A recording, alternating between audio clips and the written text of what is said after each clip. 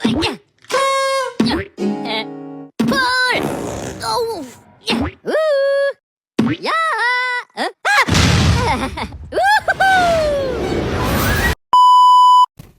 Halo teman-teman, kembali lagi dengan saya.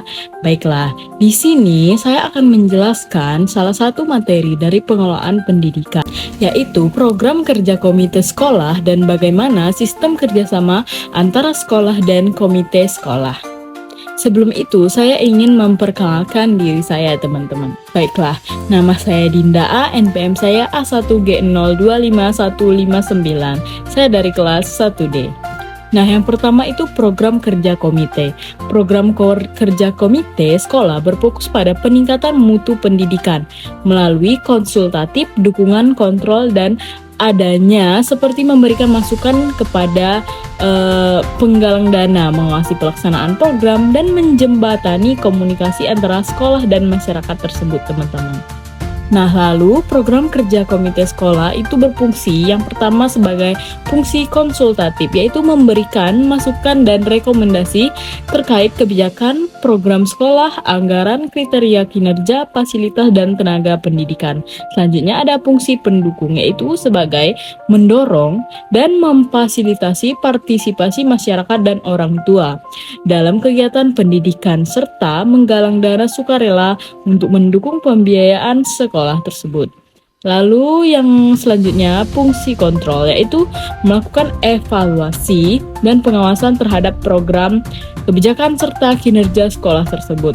Selanjutnya ada fungsi advokasi, yaitu sebagai mediator antar sekolah dengan pemerintah dan masyarakat, serta menampung dan menganalisis aspirasi atau ide dan kebutuhan pendidikan dari masyarakat tersebut.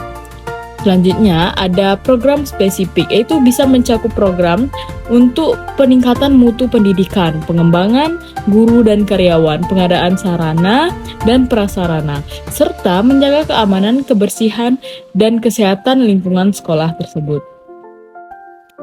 Nah, selanjutnya teman-teman, yaitu sistem kerjasama antara sekolah dan komite sekolah. Teman-teman mungkin ingin tahu bagaimana sistem kerjasama antara sekolah dan komite sekolah tersebut.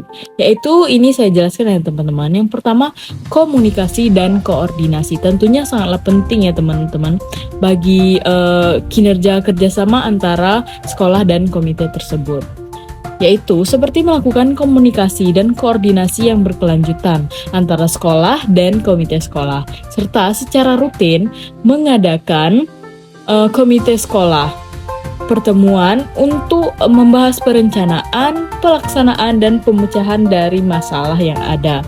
Lalu ada diskusi dan masukan, yaitu agar kerjasama itu terjalan baik, kita itu harus berdiskusi untuk mencari alternatif dalam menyelesaikan masalah yang berkaitan dengan pengembangan pendidikan, norma, etika, dan budi pekerti. Selanjutnya ada partisipasi aktif, yaitu komite sekolah berperan aktif dalam kegiatan sekolah, seperti yang telah direncanakan oleh sekolah tersebut.